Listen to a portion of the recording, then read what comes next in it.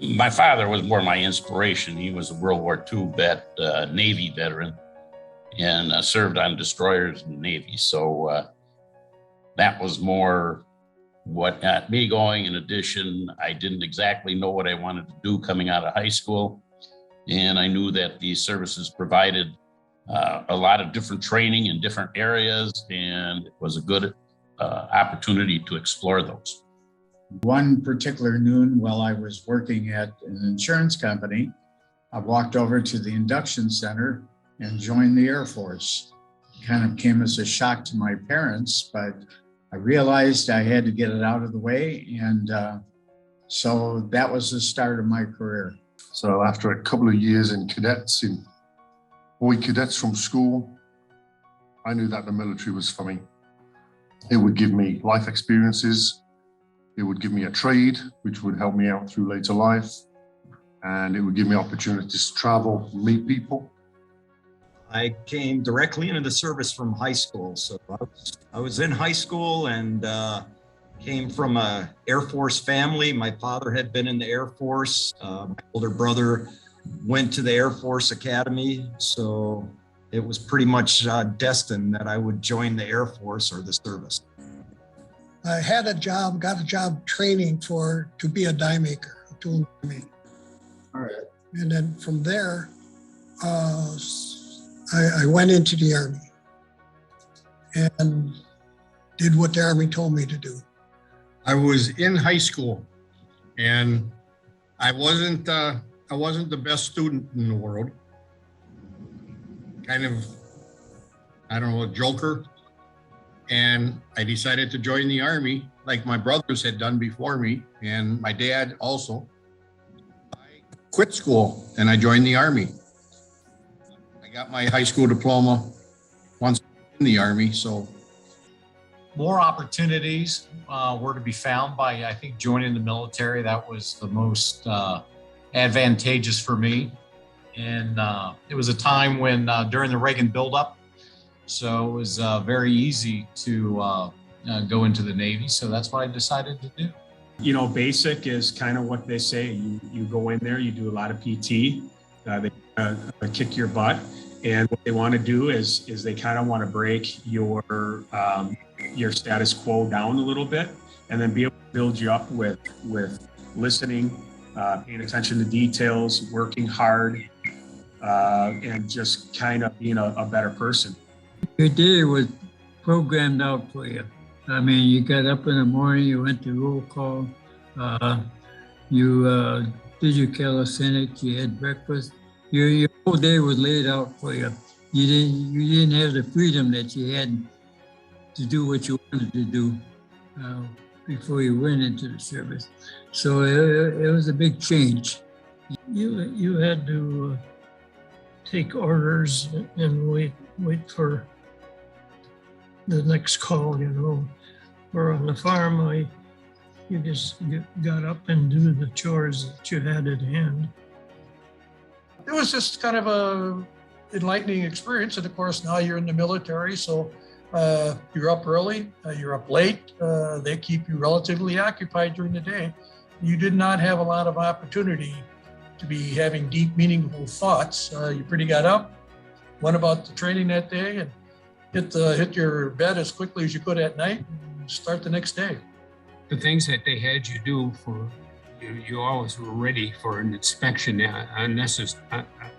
uninvited. They would appear in the middle of the night and do an inspection. We were sitting at night and you had to have your shoes looking like you could see them you're facing them. Well, I wasn't surprised at anything. I knew that the rules were do what you're told, and that's what I did. And that's all. That's what I did. But 9 weeks, so you can imagine days were long, up at before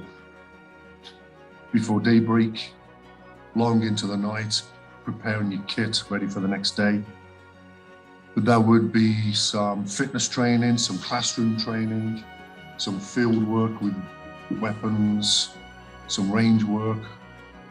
I kind of had this expectation of things that were going to happen. And even though you have an expectation, it necessarily turn out that way. In fact, I kind of realized I had gotten into something different that first night that I'm laying in the barracks, laying in my bunk, and I hear down the way a couple bunks down, another recruit start sobbing and crying. And I thought, oh boy, here we go. I don't know what's going to happen here.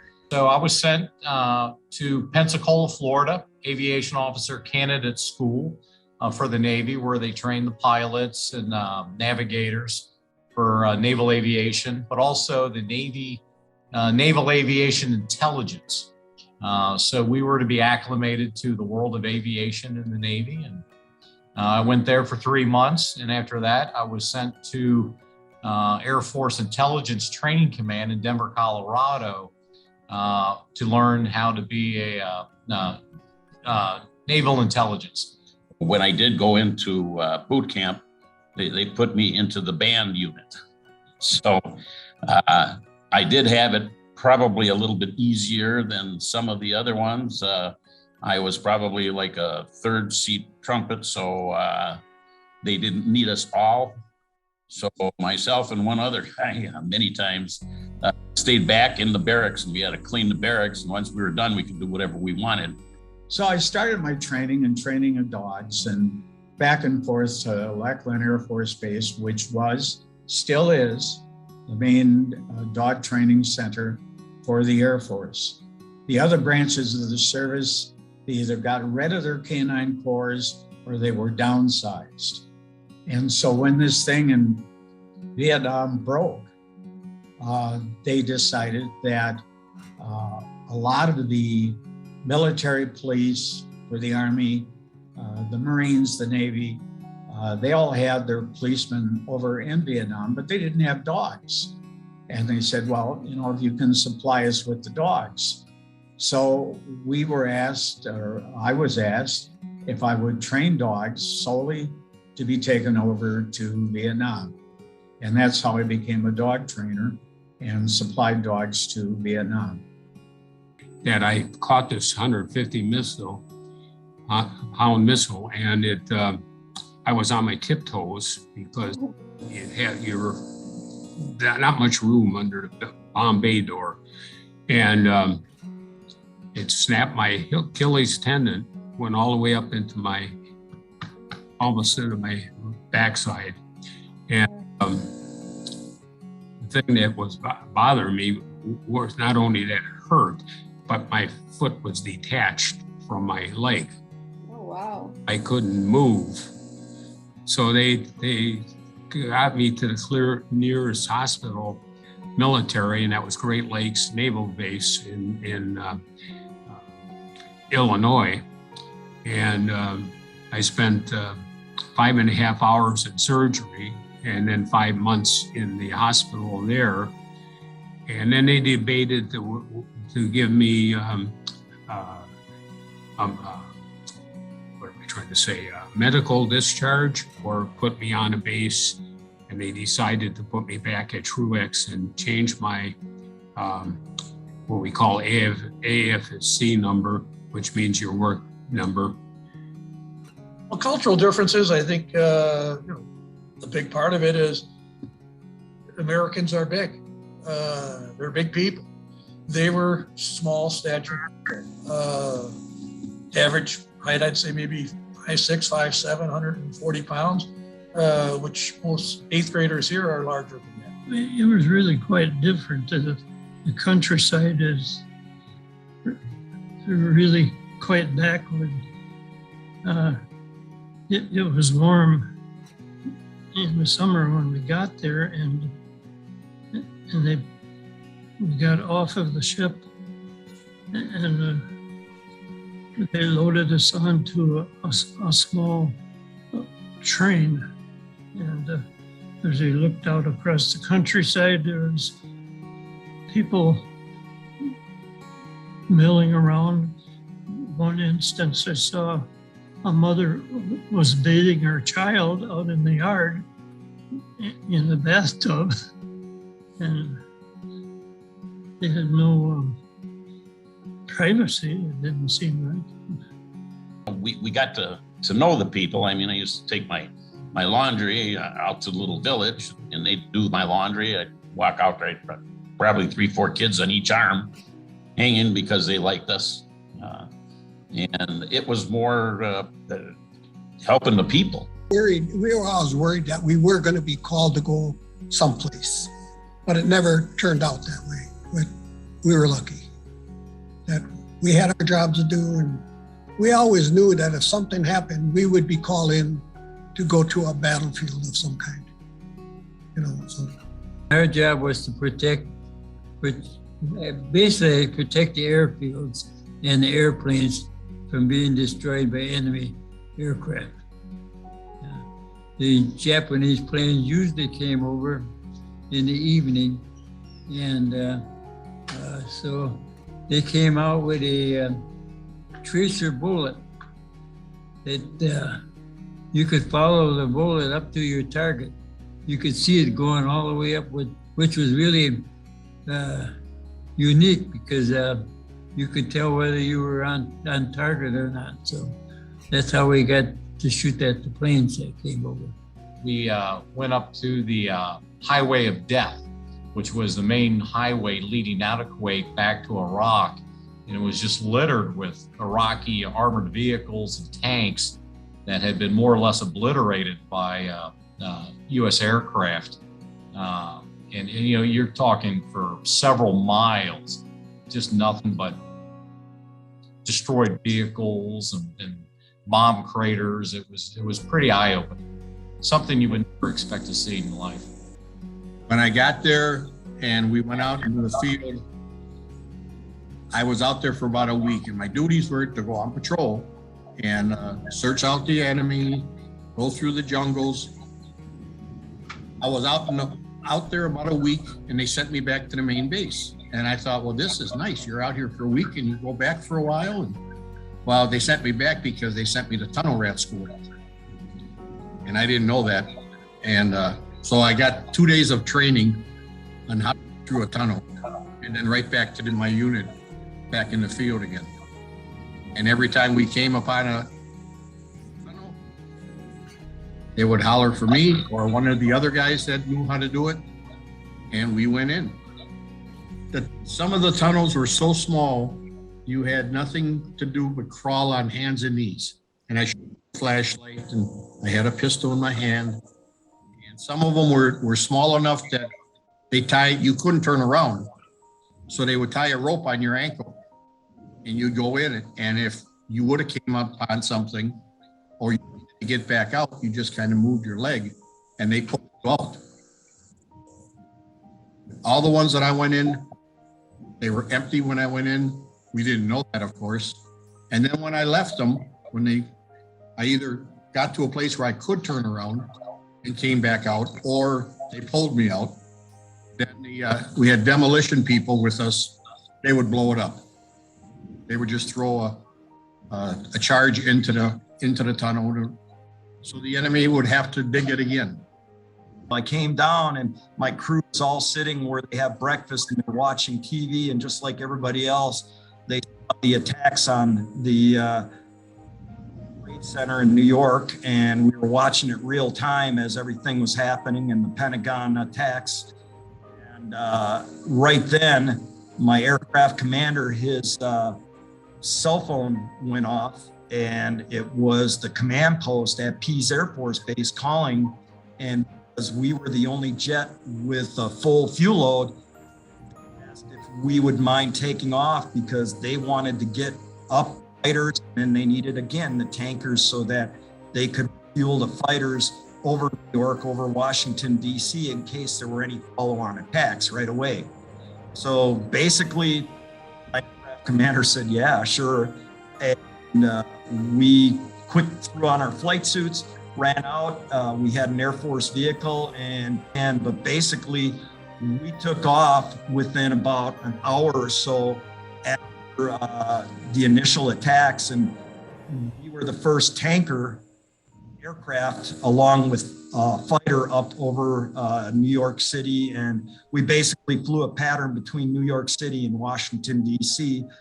The dog's name was Wolfgang, and I had to leave the dog in Vietnam because back then they did not allow you to bring the dogs back to the States. And there's not a day that doesn't go by that I don't think about that dog. To me, that dog was a personal friend, but I also realized the dog was a trained attack dog. And that is the reason why the military at that time said, no, you cannot take the dog back with you. But the dog taught me a lot. Dogs have tremendous smelling abilities. They could smell an enemy unbelievably where we could not. And they would alert because of their sense of smell. And there were many times that after it was all over with, I thought I would look at Wolfgang and say, you know, you saved my life. I would say that when I served airborne, that was probably one of the best times of my military career. I was only airborne, actually serving airborne for maybe 4 or 5 years. I went back to school after that for management. But serving with airborne was one of the highlights of my career. I was a corporal for most of it, and most of my guys would say a corporal is the best rank in the army because you're slightly better treated than the lower ranks. But you don't have the responsibilities of a sergeant or a senior rank. But I picked up sergeant to go back to school, so I was a corporal. I was a full corporal as an airborne soldier, which I really enjoyed. And you get looked at differently. You get looked at with a little more respect when you wear the airborne wings.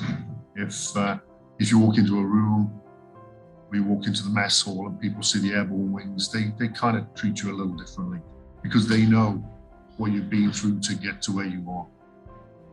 I think my most important contribution to the Navy was probably my last command. So I was in charge of I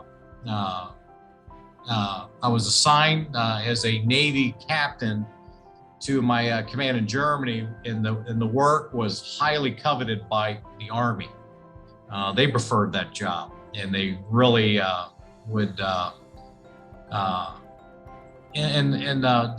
To go in there as and to represent the Navy as a Navy captain, and to succeed in the job, which was very complex, meet the high demand for what was needed by the Department of Defense. I kind of like to say that we made the Navy look good. It was just something you didn't talk about. My mom and dad, even my brothers, they didn't ask me anything like, what was Vietnam like? What did you do? Were you in danger? It was just something you didn't talk about. And I kind of put it behind me. You have some people that give you a bad time and I just let it go over my shoulders and forget about it. I put in my time and I served my country. I guess it probably was time well spent. At the end of the day, I think the biggest thing that the military taught me is working again as a team and working towards a common goal. Well, first of all, it made a man out of me because of you learn to follow orders, you learn to take on a project and do it. When I found a job or I was applying, I would always put on their veteran. And that made it a lot easier for me because people wanted me to work for them. And with the military life, the structure, making your bed, yes, sir, ma'am, paying attention to details, that transferred pretty easy as well. And it also made me stand out from a lot of other people. We all have a propensity, I think, to settle for the easy route if we can. The military said, well, yeah, that's not the way it's going to happen. We're going to take a little more energy here. So that was part of it. And I think the other thing is, again, just stay with it. You learned a lot more to work with each other. Put aside everything else and just do your job. I don't care if you don't like the person or not, but this is what your job is, do it. Also to stick to it. Look at the positive side of it instead of looking at the negatives. Try and make a positive out of it. Make it a learning situation. You realize the camaraderie, the friendship, the togetherness, the I believe in you, you believe in me. You do not see that today with basically non-military people. And military people, it's something that is instilled in you and will live with you all of your life. So those are great lessons that I've learned. And I don't think all the colleges in the world and all the places you could go would ever teach you that. Pay attention to details. That's one of the biggest things. And listen. When people are talking to you, just listen. And then when you have something to say, you sound better to them because they know that you listened. I tell young people it's a good idea to join the service. My belief is I think everybody should. Well, I'd rather die for my country than just die. I think it's great that you are doing stuff like this. I think it's important that you give us as veterans the opportunity to share stories because we have some pretty cool stories. I mean, mine don't stand up to some of the stories I've had the opportunity to hear. So I think it's an outstanding thing that you guys keep doing, and I congratulate you, and I'm honored to be able to sit here and talk to you, and wish the whole program continued success.